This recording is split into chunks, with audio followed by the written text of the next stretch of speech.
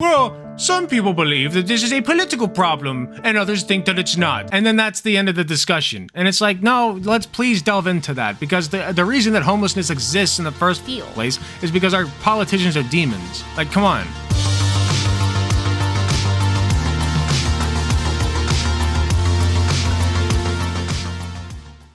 So in the United States and in many other countries, homelessness is a big problem that is pretty much universally agreed upon to be a problem.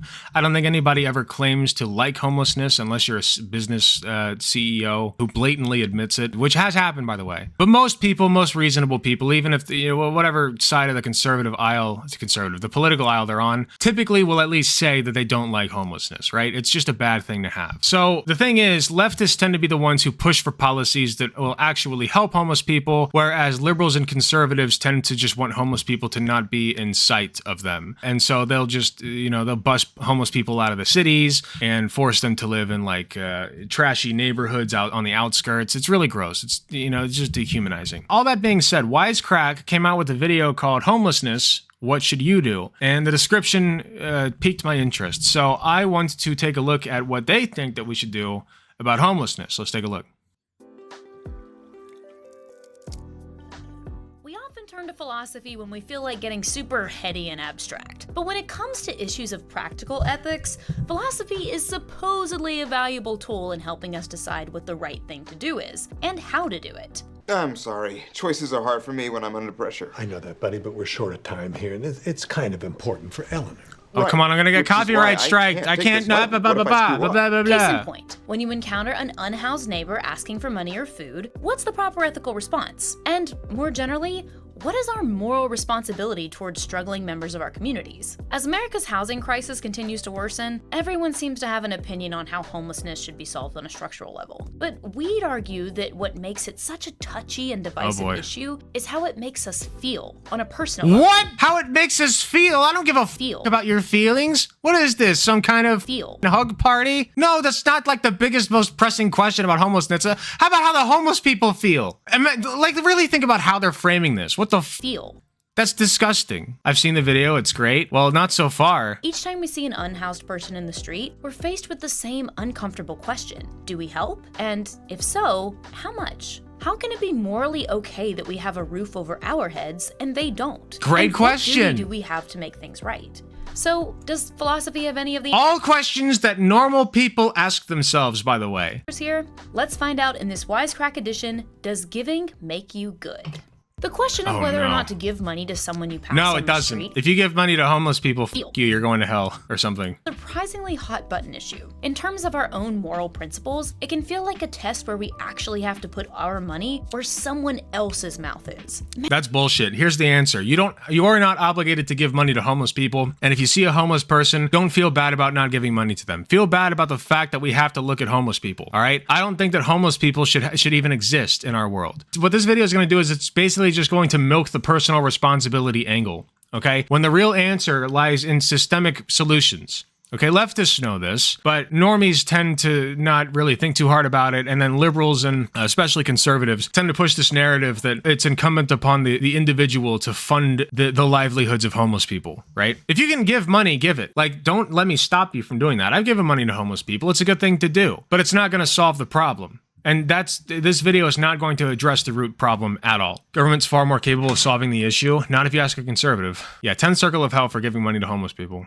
Our philosophical ideals, from the existence of God to how we define truth, can go largely unchallenged in our day-to-day lives. But our response to those in need requires an active ethical choice every time. And deep down, it can feel like that choice says a lot about us. So then, what does it say? Well, it's possible that it says less about whether or not you're a good person, and more about whether you feel the need to perform the act of charity to prove that you are one.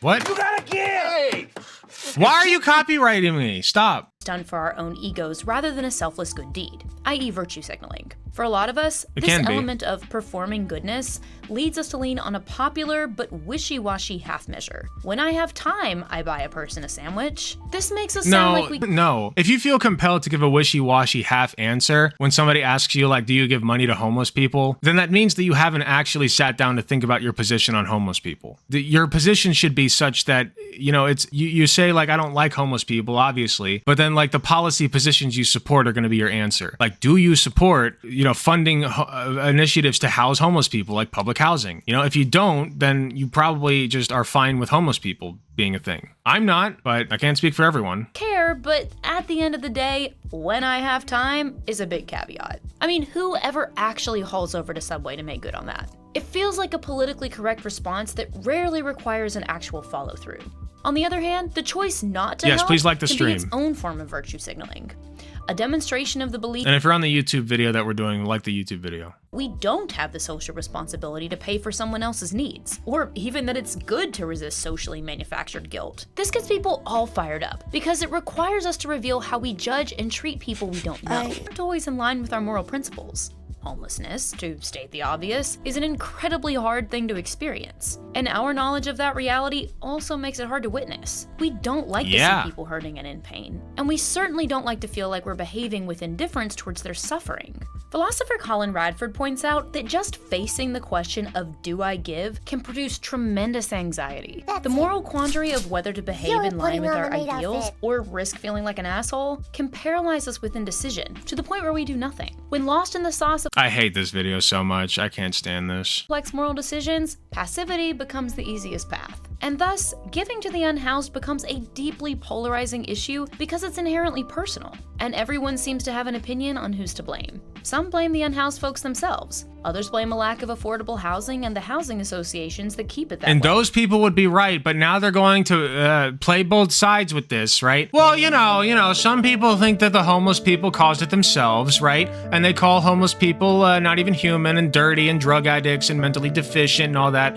And so, and, you know, they're reasonable people, by the way. And then this other group of equally reasonable people think that we should treat homeless people like, you know, people and actually give them houses. Equally reasonable groups, by the way. I hate this. At landlords, the government, society at large, there are a Yes. lot of people to point our fingers at. But what Yes, and you'd be correct in doing so. us? Are we as citizens responsible But what for about homelessness? yes? But what about you, the viewer? What about you? What have you done? Do we have a moral obligation to give when we can? And as uncomfortable as it may be, what decision should we make?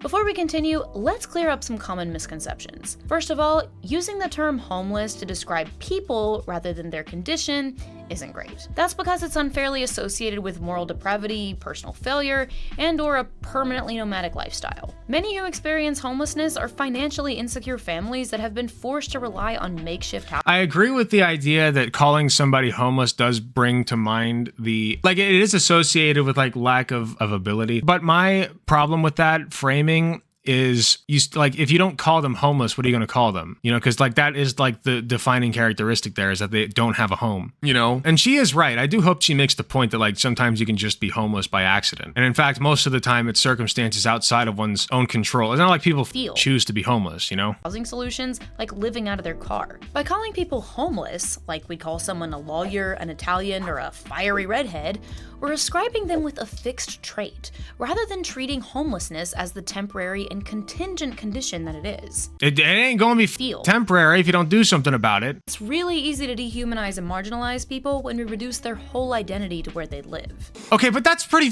important. But that's pretty important. I don't have any issue with being like referring to homeless people as homeless. I feel like that's important. An abstract idea. A home is a setting. It's a state of mind. These people need houses, physical, tangible structures. That is we true. also tend to point the finger at mental illness. I do respect the George Carlin clip, even though that also is going to get me copyright stricken, by the way. Explain why so many people end up on the street. But less than a third of the unhoused population has a severe mental illness. What's more, studies have shown that mental illness is not the cause of homelessness. Rather, homelessness exacerbates mental illness. Who could have While thought? Stereotypes tell us that homeless folks make poor financial decisions, studies have shown the exact opposite to be true. You've had a lot of hassle since you bought it. In retrospect, was it worth buying it? I mean, it remains to be seen as to whether this was financially smart. Currently, it is not. Psychologist Jia What? Yang Zhao What? Why put that there? Am I missing something? found that after giving a group of unhoused people a significant amount of money, they did not increase their spending on drugs or alcohol. Rather, the additional funds helped recipients reduce their time spent Oh, look, it's homeless Sam Cedar. by almost 100 days. a We fucking found that nightmare. the cash transfer reduced homelessness by 99 days per person per year. I mean, we don't mean to blow your mind. I guess it was saying that rich people make horrible financial. Oh, okay. That makes more sense. Okay, yeah, no, I support having it there. Never mind. That was funny. Okay, good point. Solid argument. But a super effective antidote to poverty is money. According to homeless advocacy group Invisible People, these negative misconceptions about homelessness are often the result of a lifetime of shitty media representations of the That is unhoused true. that paint them as the architects of their own misery. And the solutions on offer to this situation are that they either get their acts together or we toss them a little charity every now and then out of the goodness of our hearts. Ooh, I feel some based coming on. Hold on. Maybe I was wrong. Naturally, this impacts the way we respond to the problem in our own lives, and tends to result in our reducing folks in need to a scary, unrelatable other. But a 2019 survey revealed that 59% of Americans are one missed paycheck away from experiencing homelessness themselves. Also true. Given these realities, what can philosophy tell us about how to ethically respond to homelessness? Well, as always, philosophers have a few different ideas. For example, the utilitarian position would posit that the right thing to do is the one that produces the most happiness for the most people. Philosopher Peter Singer explained this. I would say that it's more the most freedom for the most people would be the more proper way to put it. But yeah, I get the point. With his cheery, drowning child thought experiment. It goes, if I walk past a shallow pond and see a kid drowning, I should pull that kid out even if it muddies my limited edition chucks. Sure, it True. sucks that my sneakers are full of pond scum, but I think we can agree that it's objectively better than letting a kid die. Unless you hate children. In which case, who hurt you?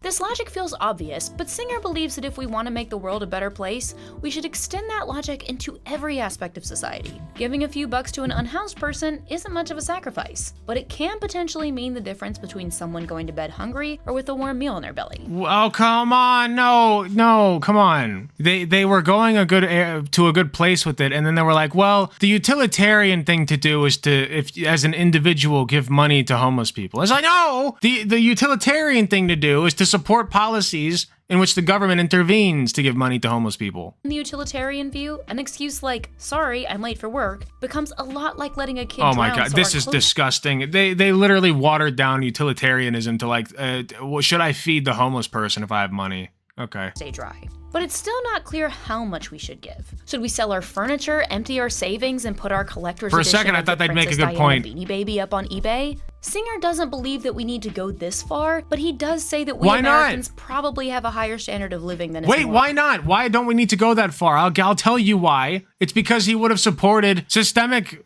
solutions. Okay, that's why. Homeless people simply should not be able to be homeless. Yes, exactly. It's still a good decision to make, but it doesn't fix anything. Yes, if you were to take that individually and say, okay, what is the utilitarian response if you have $100,000 in your pocket and you come across a homeless person in a vacuum, right? All other things being equal, the proper thing to do is to give that person enough money that they can, like, you know, sustain themselves, right? That's the utilitarian response. The problem is we don't live in such a simplified fairy tale version of the world. You know, I'm not walking around with $100,000 in my pocket, and homeless people that I give money to are going to run out of the money that I give them within the day, because that's how that works. We need actual government interference. Really defensible, especially considering that many of the not luxuries interference. What's the word? I can't think of it. You guys know what I meant. we enjoy in the States, like iPhones and disposable H&M crop tops, Intermission. are bad for the planet and are made possible through the exploited labor of folks, Intervention, including thank you. children, in the developing world.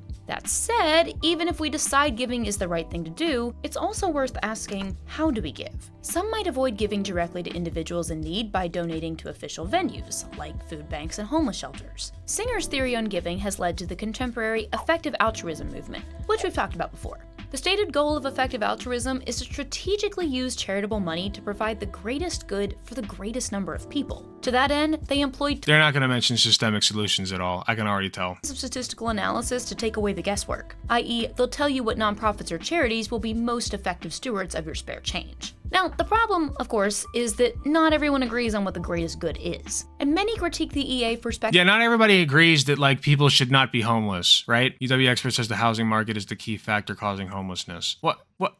It certainly is part of it, I would think. No, right? Yeah. Maybe there shouldn't be a housing market. Maybe there should just be a housing structure of the government so that they can house people. Maybe there shouldn't be a profit incentive over something that people actually need. For not being critical of the economic and political systems producing the problems they're trying to solve via They're trying to be more liberal for their escaping viewer base? No, they're being liberal because they're a bunch of disgusting liberals. For example, if economic inequality produced by political decisions is leading to widespread poverty, maybe we should be asking some political questions too, instead of just, great point. Get throwing into it. money at the problem. While the utilitarian side of the debate prioritizes doing the greatest good for the greatest number of people, Deontology, often associated with Immanuel Kant, argues that the consequences of our actions matter less than the ethical motivations behind those actions. In other words, I hate this so much. This is a bunch of... I can't keep up with all this philosophical drivel, and it's irrelevant to the problem. Matters more than outcome. Also, in other words, your fortune cookie lied to you. Kant articulated this position via his categorical imperative, the idea that you should act only in accordance with that maxim through which you can at the same time will that it become a universal law. How about we just give houses to people, man? Deontology should just end already. Utilitarianism won so long ago. I don't even know, like, I gotta look up what deontological means. The study of the nature of duty and obligation. Oh yeah, no, that shit sucks. If everybody gets a house, then nobody has a house. Yeah. Pim Tool is the deontologist. Yeah, that's all I need to know. This basically means that you're only ethically bound to do something if you think that everyone else should act the exact same way in the same situation. So no lying to others unless you think it's fine for everyone to lie to you.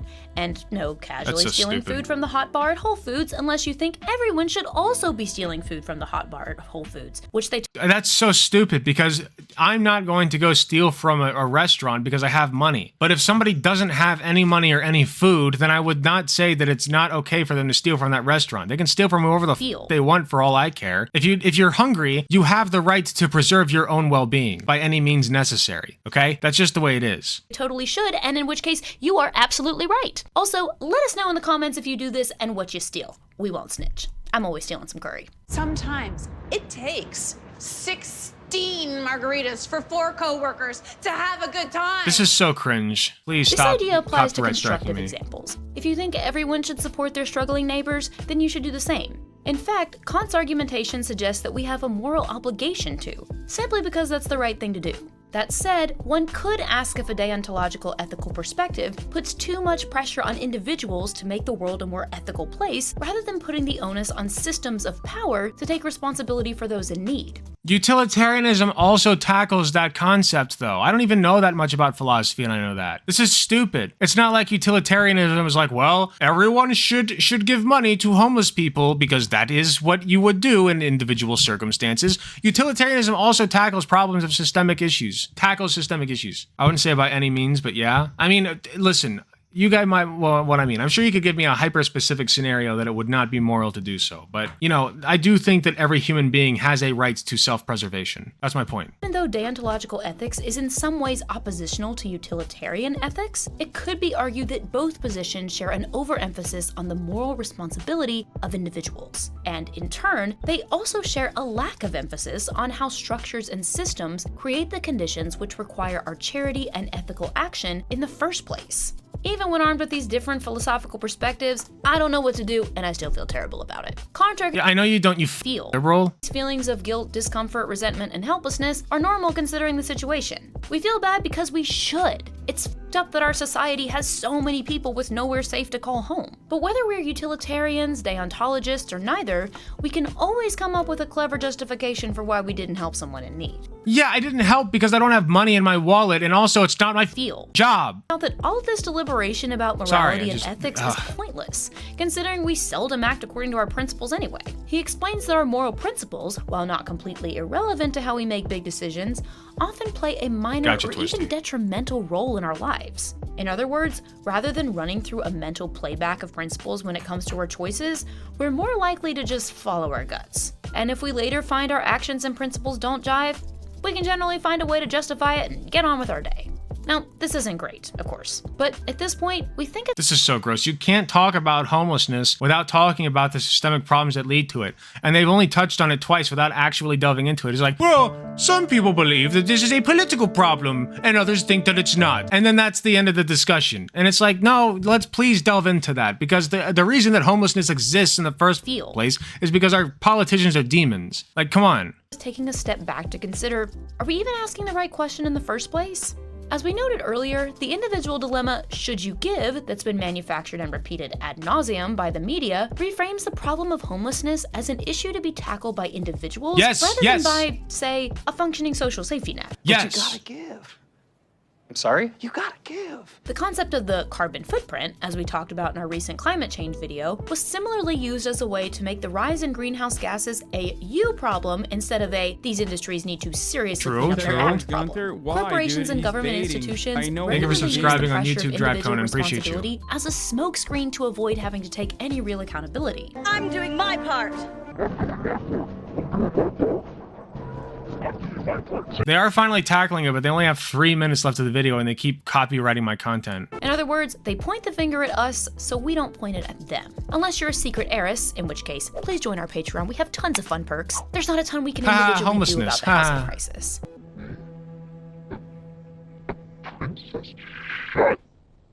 But German thinker Max Scheler suggests that we can help a little by reframing our thinking in terms of double incorporation. That means striving to see the I in the we and the we within the I, and presumably the TEAM feel. I don't care about this liberal bullshit, man. This is so stupid. I feel like I'm in a corporate meeting. Oh, we must see the I within the we and the we within the I, and then everyone's like, ooh, and they all write on their notepads like this dress suit mother in their air-conditioned offices with a glass of wine at lunch, or at brunch, I should say, scribbling on their notepads. Yes, yes, I within we. Yes, yes, yes, yes, good, yes, very good, yes. Anyway, stock prices. Yeah, like, so dumb. In other words, we're all part of a community, and our community is part of us. Yeah, empty analysis. The problem, of course, is that social She's stigmas saying nothing often in the most erase our eloquent way unhoused neighbors possible. from our conception of community.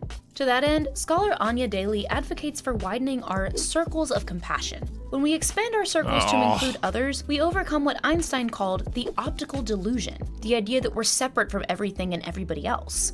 It's impossible to say whether giving makes us good, but as Daly argues, it's another point of connection that makes us more human. No, wait. Giving is better than not giving. What? That's not I'm not arguing that. If you can give money to a homeless person and you don't, that's worse than if you do. That's correct. It doesn't make you a bad person for not giving them the money, but it doesn't mean that not giving it to them is better somehow or the same or morally neutral. Like it's not a neutral action is my point. Human. And listen, we don't know how to solve this, philosophically or practically, but we do know I sure as do, at least to some extent. I can get you started. That any ethically comprehensive solution to these problems would have to involve consulting the people who have actually experienced homelessness themselves. In Los Angeles, formerly unhoused folks who have become advocates, case managers, and advisors fighting the homelessness crisis have reported being sidelined when it comes to executive-level decision-making. One said, "We get brought in because people want to just hear our stories." That is not surprising. But when it comes to implementation, decisions are made by those who don't know what it's like to be homeless. So if we want a world where we don't have— I'm not going to sit here and say that like every person who has been homeless knows how to solve homelessness. That's not a like a logical assumption to make, because I've never been homeless. But I still think that my solutions to homelessness are probably better than a lot of people who currently are or have been homeless. You know, being homeless doesn't make you a genius economically. Now, I will say that the unique experience of homeless people